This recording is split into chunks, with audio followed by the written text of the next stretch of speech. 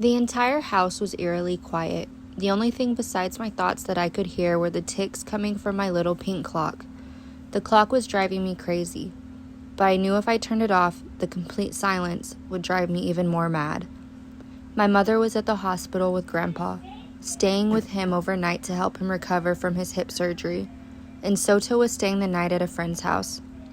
I've been home for an entire week, and it's becoming painfully clear, to me, that life here in the modern era has gone on without me while I've been spending my time in the feudal era. Every time someone in my family had an errand to run or something to do, they just gave me a quick wave goodbye without even asking if I'd like to tag along. I couldn't blame them though. I'm sure they were expecting me to run off any moment back to my other life. I wanted to go back so badly. I missed my friends, and I missed him. I missed Inuyasha. I could picture him now lying beneath the stars or sitting beside a warm fire with his beautiful white hair gently blowing in the breeze. If I was there, he'd be constantly looking in my direction to see if I was falling asleep. He would never go to sleep before me. I never asked him why, but I always felt so comforted knowing he was watching over me as I drifted off to sleep. All I can do is imagine, because I'm not there tonight, and I don't know when I will be again. Once Naraku was destroyed, everything changed for me. I didn't know my place anymore.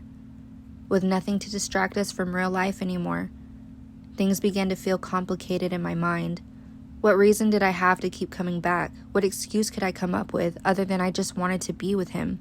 In a normal situation, maybe it wouldn't be so hard to say that that's what I wanted. But this wasn't normal, and it wasn't just me who wanted to be with him. Kikyo was still wandering around, with nothing keeping her tied to the earth but her desire to be near Inuyasha. How could I keep coming back knowing that the time we were in, it was really hers, and this time here is mine? It felt like I was stealing from her in some way.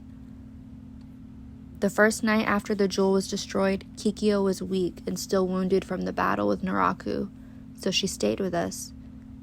She slept in one of my sleeping bags, and that night, Inuyasha didn't look my way once to see if I was drifting off to sleep.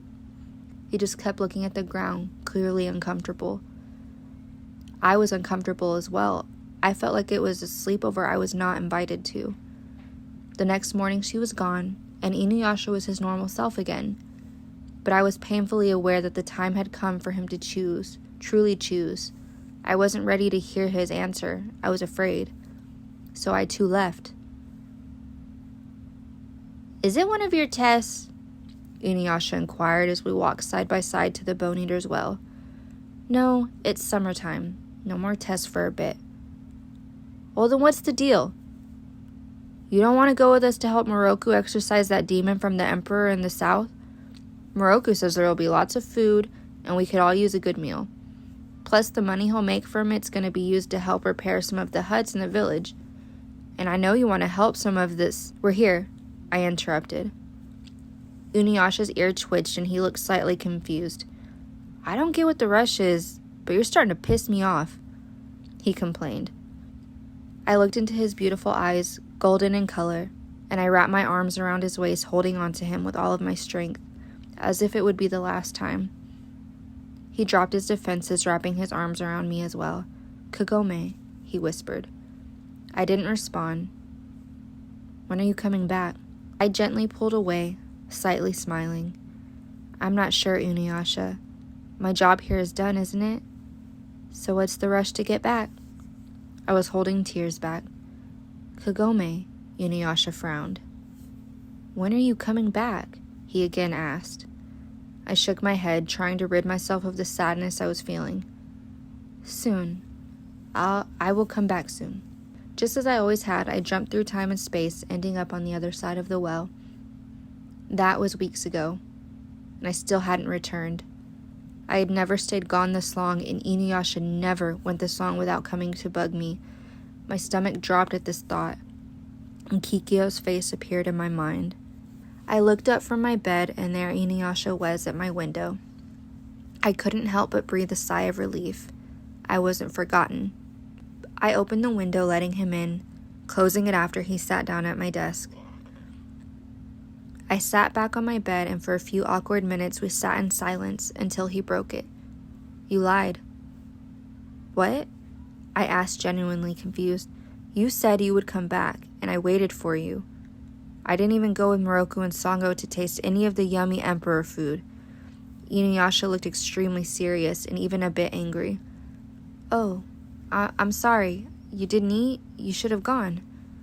Did they make it back safely? Inuyasha abruptly stood up, walking back towards the bedroom window.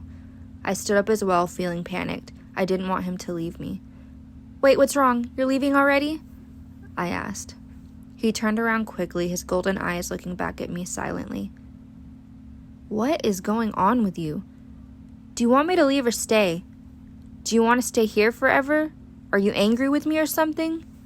I'm not angry with you, Inuyasha. I'm confused and I'm scared. I choked out. What are you scared of?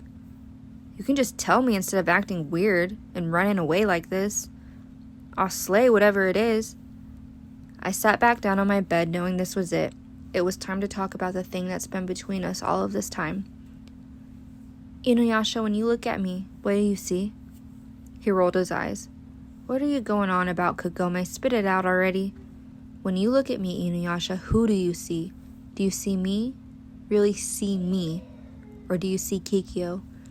Inuyasha's cheeks quickly became red, and his eyes averted away from mine. When we were beneath that tree the first time you ever held my hands in yours, and you almost kissed me, you were not looking at me. You were looking through me to her. I know that. Inuyasha sighed, sitting back down on the chair, but scooting himself so that he was right in front of me. Kagome, it's not like that. Why are you doing this? I gently smiled. Maybe not, but it was then. I know that, and I understood why. Today, though, and our time spent together since then, has it been her the whole time? I have to know. Inuyasha took my hands gently in his. Kagome, I don't look at you and see anyone else. You're totally different from Kikyo. To me, you're you. Are you mad that she stayed with us the other night? I'm not mad, I'm scared, Inuyasha. We've gone all this time, focused on one goal, and that was to destroy Naraku and the jewel. We never talked about what would happen afterwards between us, and I know that I am tired of sharing you. If it isn't me, if you want to go back to your time and be with her, I can handle it. What I can't handle is feeling like I'm an intruder, like I'm in the way of you two being together. My tears fell and Inuyasha wiped them with his thumbs. Kagome, I want you to come back. Stay with me. I don't have all the answers, but I want you by my side. I lost Kikyo a long time ago. Kagome, she died. You were born from that death. I couldn't protect her, and I'll live with that for the rest of my life, but no witch magic can change the fact that she walks this earth using dead souls of others. Her true soul, it rests within you. You're still here, and I won't make the same mistakes. I won't let you go. Come back.